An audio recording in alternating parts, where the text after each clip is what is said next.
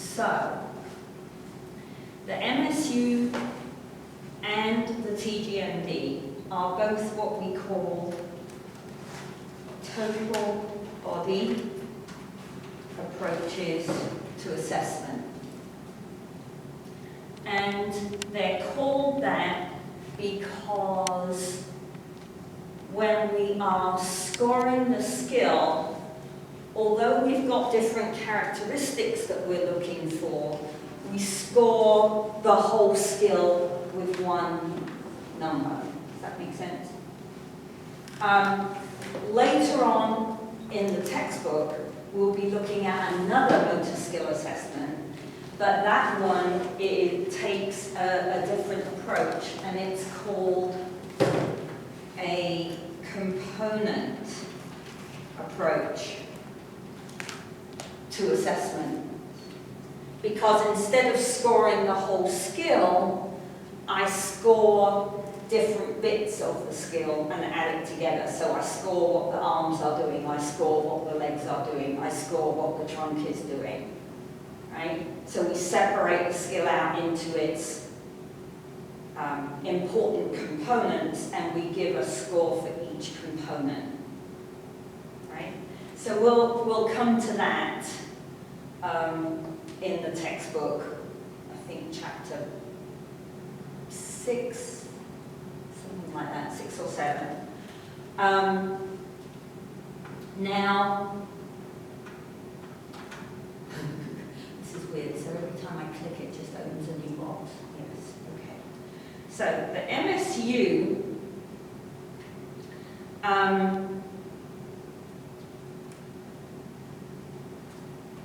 let's call it an observation tool with no norms.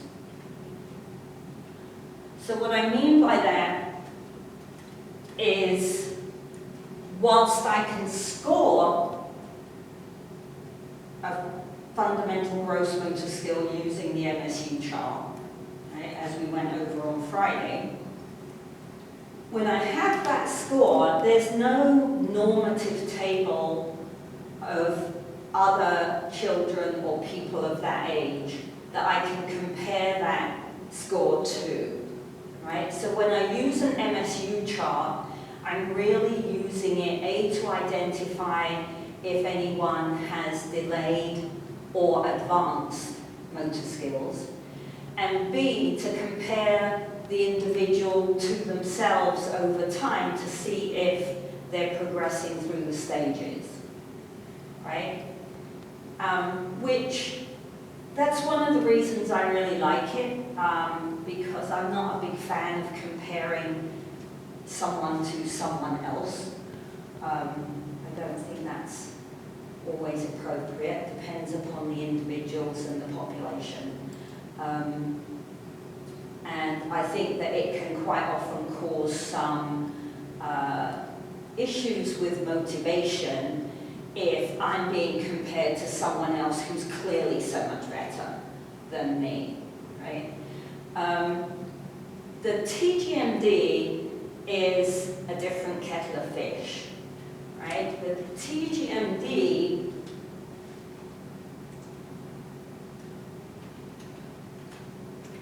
whichever version, but we now are going to use 3 because that's the brand new one, is an observation assessment tool that comes with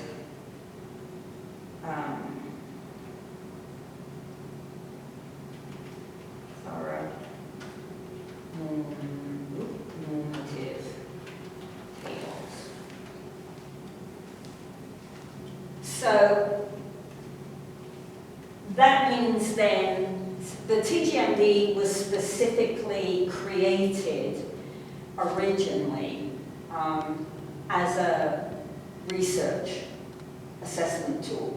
So to be able to use it for research, I have to be able to compare the data that I've collected to something. So the people that wrote this spent a lot of time, and actually a few years ago they then had to do it all again for TGMD3, a lot of time collecting vast amounts of data to create these normative tables.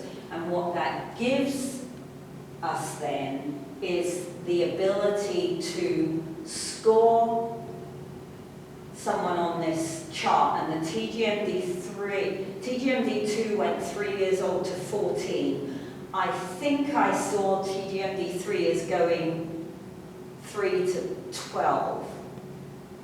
So this is technically to be grading children, although as we said on Friday, it doesn't mean that you're not going to see an adult who would not score 100% on the TGMD, right? So now I have a way of scoring this child on a skill and comparing their percentile rank to the rest of the country, right? That's very useful for research. Unfortunately, in my view, I think it's useful if you're a PE teacher and you have to write reports on the children.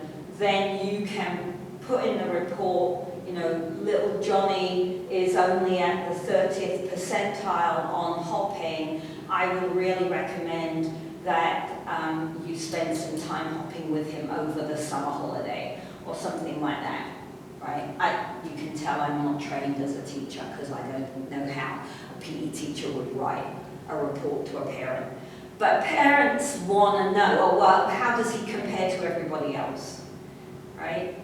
So the TGMD is more useful in that regard, although I think the MSU chart is much more useful just as an eyeball. Like if I'm in a gym or I'm out on a playground or I'm at a park, just eyeballing people, I can do MSU. TGMD, everything's got to be done precisely, as we'll take a look at.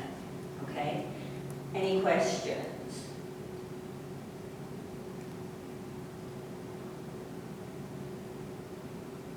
No? All right. So let's have a look at this then. I can stop sharing that and share.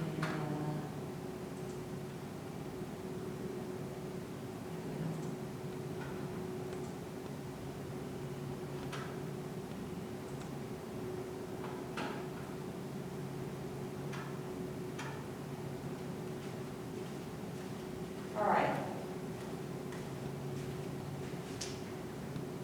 So, TGMD has two groups of gross motor skills, fundamental skills.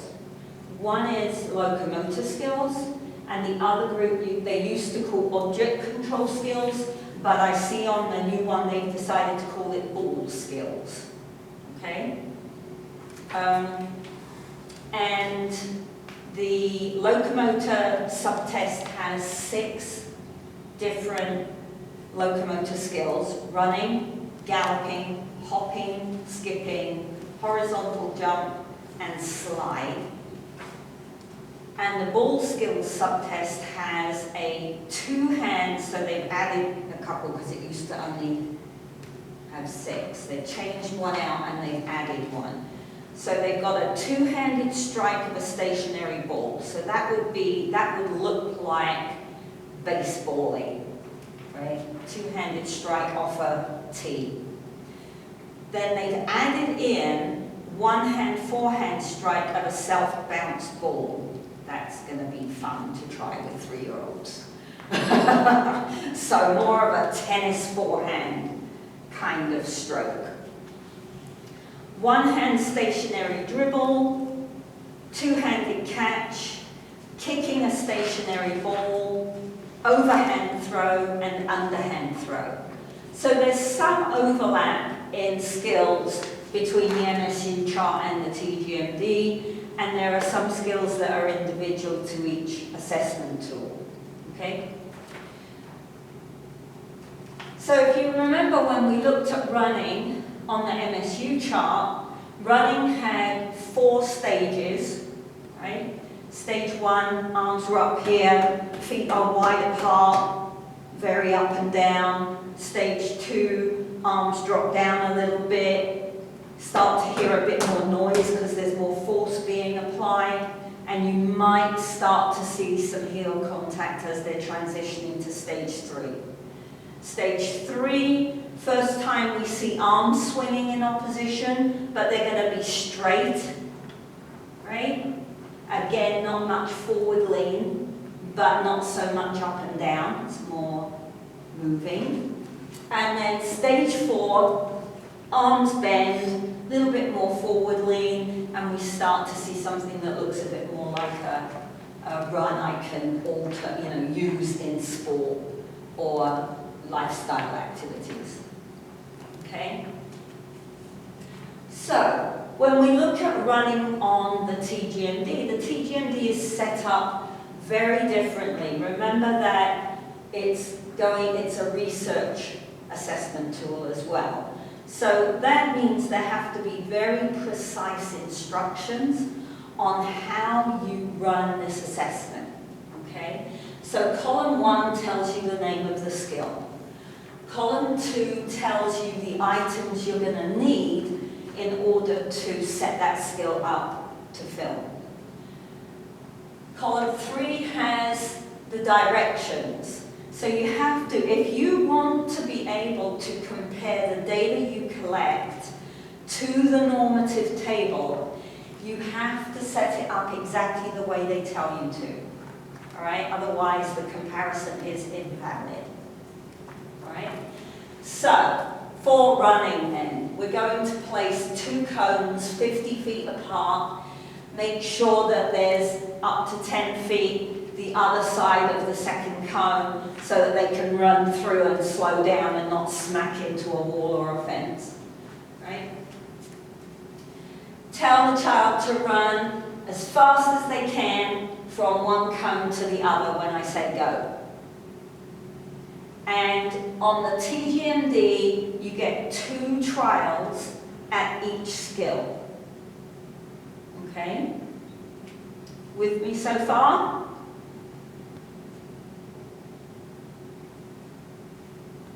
Okay. Column 4 are the characteristics that you're going to be scoring. Okay? So, for running, they have picked 4 characteristics. Do the arms move in opposition to the legs with the elbows bent? Okay? Trial 1, if you say no, you give it a 0. If you say yes, you give it a 1.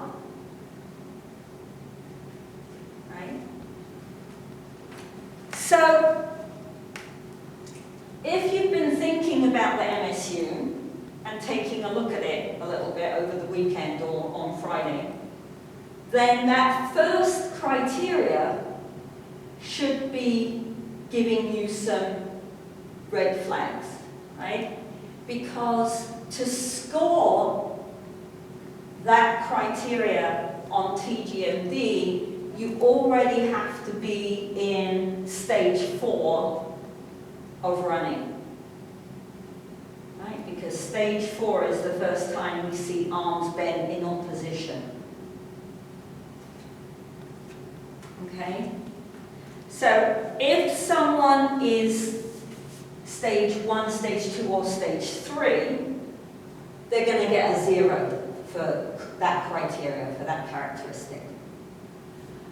Number 2, a brief period where both feet are off the surface, off the ground. As you'll see when we actually analyze running in the coming weeks, it isn't technically running unless there is a flight phase. Okay, a flight phase means there has to be a point in time when nothing is touching the floor. Okay? So, yes or no, a 0 if it's no, a 1 if it's yes. 3, narrow foot placement, landing on heel or toes, not flat-footed. So here's an interesting point then, because to look at number 2, I have to be watching side on to the person. Do you agree? Right? If I'm going to see a flight phase, I need to be side on. But to score number 3, I need to either be behind or in front of the person so that I can see where their feet are in relation to their hips on the floor. Right? So one thing I would always recommend, if you're going to be a PE teacher or maybe a coach of young, like little, is it Little League? Something like that, young kids. You need either more than one pair of eyes, right? So you need another adult who knows what they're doing, or 2 cameras, right? You always want a minimum of 2 cameras so that you can get at least 2 planes of motion when you're filming for assessment. More than 2 is great, the more cameras the better, but you need at least 2. Okay. Non-support leg is bent at about 90 degrees so the foot is close to the buttock. So what they mean there is that the leg that's coming off the floor is less than 90 degrees because that indicates how much push was achieved. Right? If I'm not driving very hard and I'm not pushing off that back leg very hard, then that knee won't close to tighter than 90 degrees. Right? So we score trial 1, we score trial 2, we add up the trials, and we total the score for the skill. So for running, the highest score you can get is 8. Or you can get a 0. Right? Questions?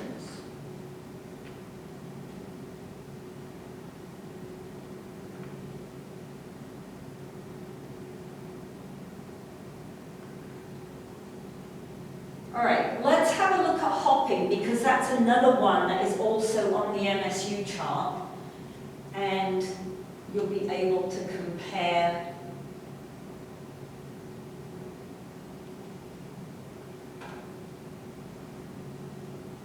the 2 assessments directly. Okay, hopping. Remember, hopping is 1 foot to the same foot, right? Minimum of 15 feet of clear space and 2 cones or markers. Place 2 cones 15 feet apart. Tell the child to hop 4 times on his or her preferred foot. And you have to establish that before you get them to go. And then repeat the second trial. So that's quite interesting because in the previous TGMD, they had to do it on their preferred foot and then they had to do another trial on the other foot. So they've cut that out and you're just going to do it on the preferred foot.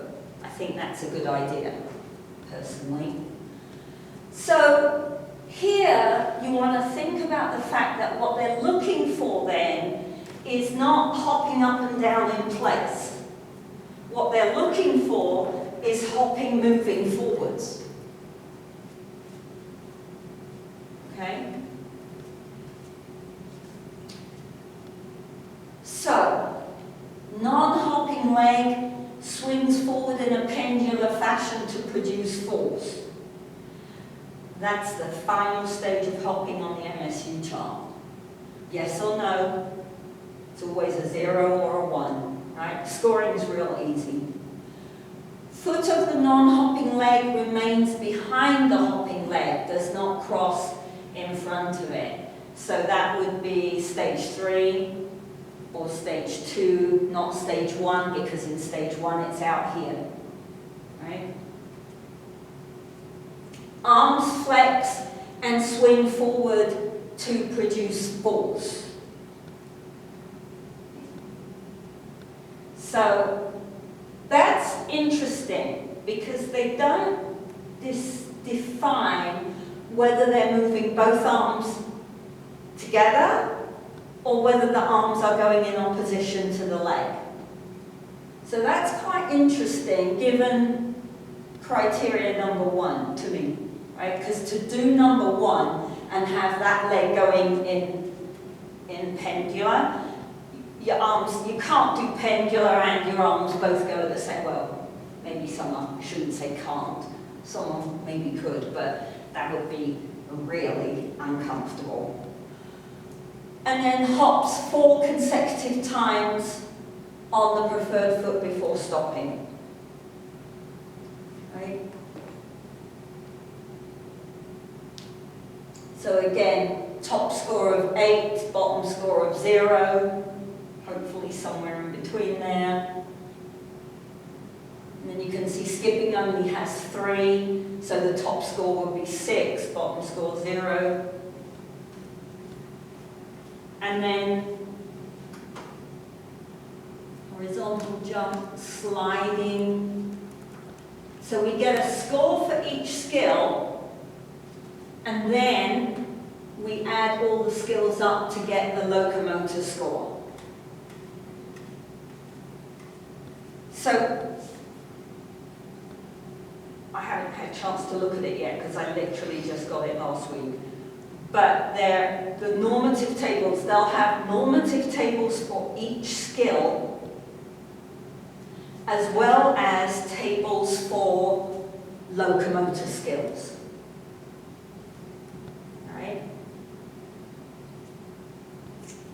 And I believe, although as I said I haven't looked yet, but I believe, because I remember being at a conference and listening to the chap that wrote the TGMB, I believe that the locomotor tables are by age, not by sex, but I'll try to confirm that for Wednesday. So they don't look at boys versus girls because typically boys and girls' locomotor skills don't differ a huge amount until we're older, right? Girls do tend to be better at skipping than boys. But as I said, I will double check that before Wednesday. It's a different picture when we look at object control skills, ball skills, okay? Anyone got any questions about the locomotor subtest? So Dr. Wall, so the lowest score that someone can score is 0, the top score is 6?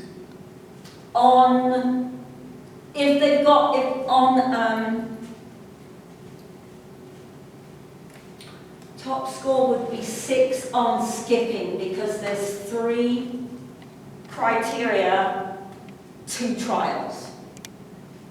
So the top score overall would be, now you're going to make me do maths in my head, eek. That's 8, that's 16, that's 8, that's 24, that's 6, that's 30, 38, 46, I believe. So on the whole subtest, the lowest score would be a 0, the top score would be 46. In this bottom box down here.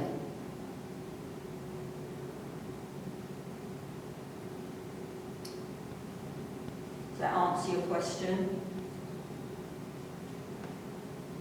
Yes, ma'am. Okay.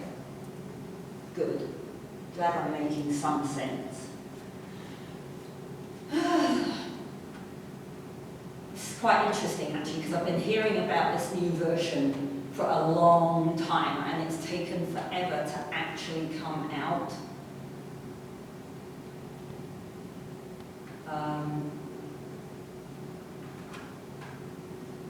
Okay, so exactly the same idea for ball skills.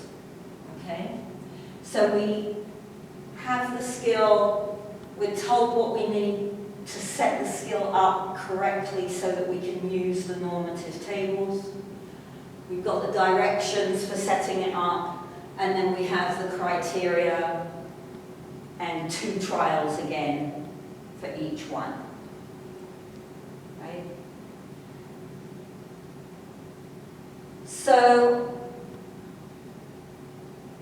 this is quite interesting that they've added in this Tennessee one. One of the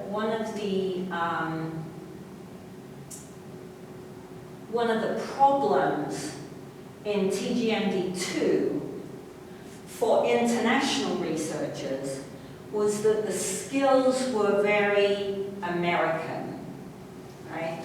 So a 2-handed strike of a stationary ball. So we're going to put the ball on a batting tee or a cone, whatever you've got to hand, all right? And they've got to hit the ball away, right? Well, there's one stroke in cricket that looks a little bit like that, but if you've never seen a cricket game, the bat is down here, right? Unless they do a side sweep, and then it would look a little bit like this. So one of the criticisms for TGMD2 was that if I ran it back home in England, the kids were scoring poorly because they're being asked to do a skill that they have no concept of, right? We don't play baseball in the UK. So, or at least we didn't, maybe we do now, I'm not sure, but not as far as I know. So it's interesting that they've added in something that is more global type, tennis forehand type strike, right? If it's going to be self-bounced, that's going to be interesting to see, because now they've got to bounce it and hit it. There's a lot of coordination and timing going on there. All right, so some of the things that they're looking for with the striking is starting to look at rotation issues, right? Do the hips and shoulders rotate? Do they step forward with the opposite, non-preferred foot, right? Same kind of idea here. Let's see, what else have we got on ball skills? Oh, I know there's throwing. Let's have a look at the throwing. 2-handed catching. And what did they do with 2-handed catching? 4-inch ball. I thought they were going to give us a choice of balls.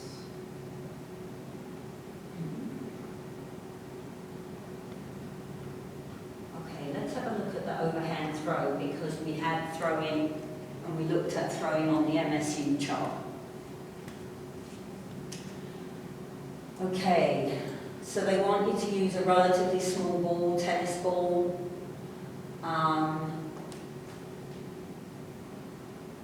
You're going to have them stand 20 feet away from the wall and throw the ball hard at the wall. Okay, we'll talk more about this when we start looking at the breakdown of the skill. The reason they say tell the child to throw the ball hard at the wall is because of our constraints triangle. all right? So the task that you're giving the child is to throw as hard as you can. That creates a different movement pattern to if you say, throw as accurately as you can, you have to hit that spot. What you see between those two, right? Remember, if I change the constraint, I change the interaction of the constraints, and therefore the movement that emerges is going to be different.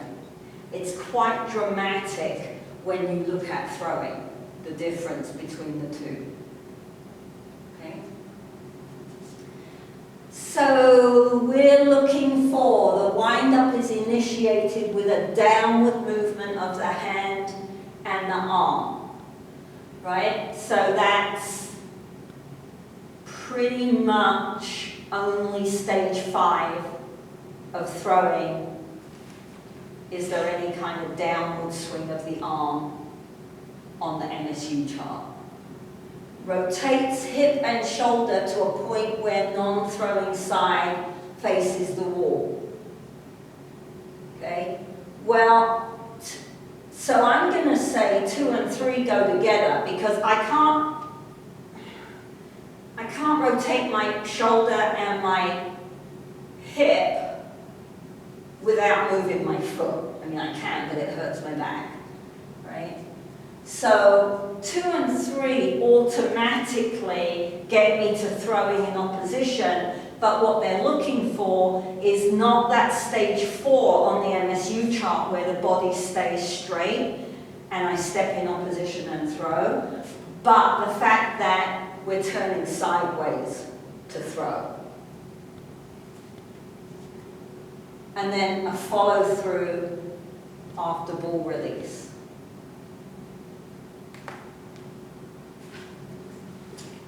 And I'm very happy to see this one because they had underhand rolling on the previous TGMD. I hate that skill. Oh my gosh, it is so hard to get children. Give them a ball, tell them to roll the ball along the floor towards the cones. They don't want to roll the ball, they want to chuck the ball at the cones and make them all fly all over the place, right? So underhand throw. Also, a roll, the only thing a roll goes to is bowling, right? It doesn't go to any other motor skill. So underhand throw is going to be a lot more useful because we see underhand throw in baseball, in softball, in cricket, right? Lots of times we get an underhand throw at the ball. So that's going to be a much more useful skill to be on the assessment, because if it's on the assessment, teachers will teach it, right, and work with it because they want the kids to score better on the assessment after the semester is over or the year is over, right?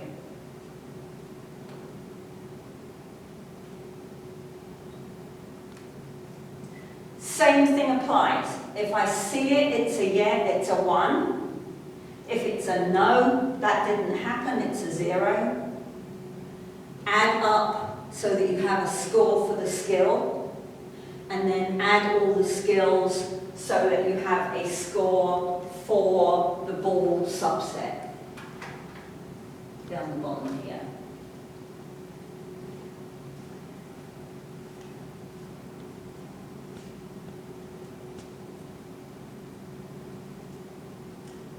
So,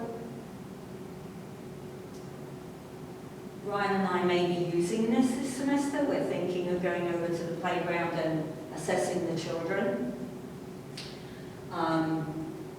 And then I'll have a little bit of film I can show you, which would be lovely. I will try and find some film, see if they've got any at the website. But what we're going to do on Wednesday is we're going to use film clips from our textbook website for class. If you remember, I said there's lots of film clips at that website. So we're going to use some of those film clips and we're going to practice How would I score that skill on the MSU chart? How would I score that skill on the TGMD? Just so that you get a little bit of practice at using the two assessments.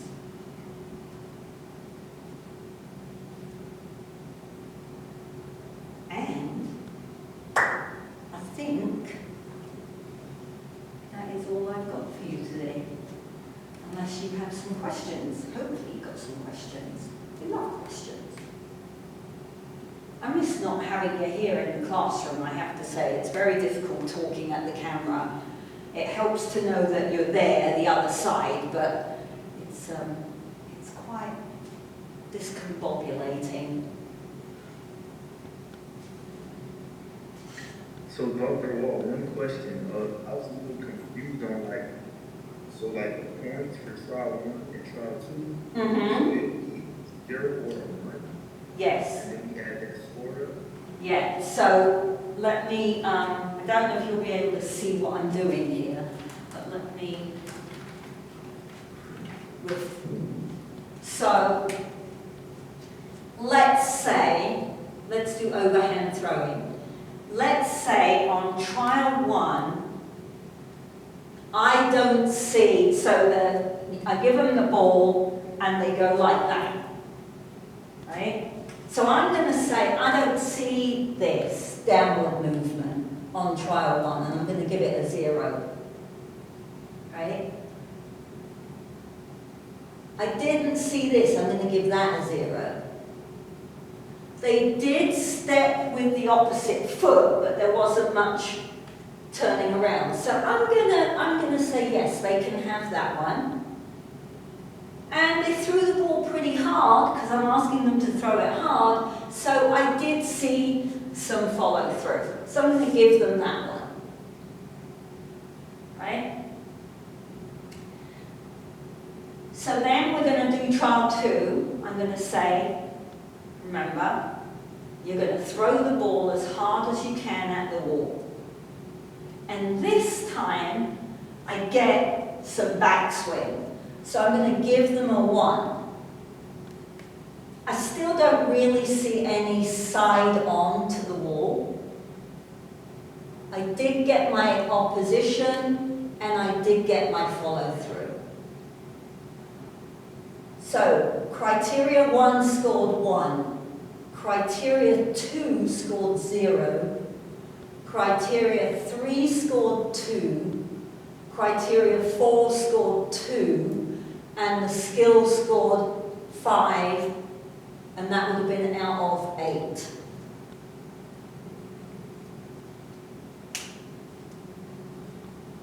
Got it. Does that help? Yes, ma'am. And then, if you buy the whole pack, you can take that 5 for throwing, look at the child's age, look at the child's sex, because now when we come to ball skills, unfortunately there's a huge expanse of difference between girls and boys. Right? Girls score very poorly on ball skills. So I'm going to take that 5, I'm going to look at the sex and the age, and I'm going to go into the table and I can compare that 5 to the norm and give it a percentile ranking. So 5 out of 8, let's say that's the 52nd percentile. I don't know, right?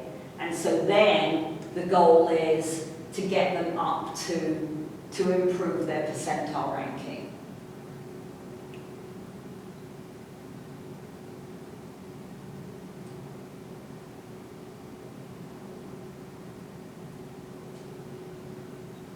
Any other questions? Good question. Excellent question.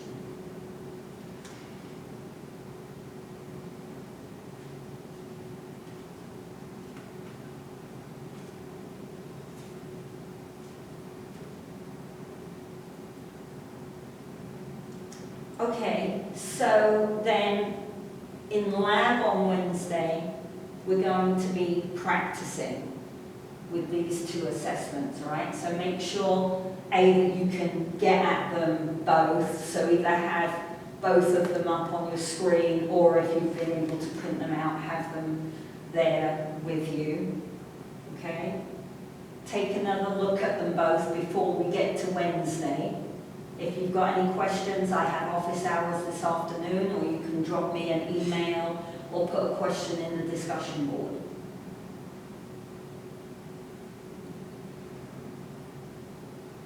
All right? I think that's it. And I'll see you tomorrow morning for class. Okay?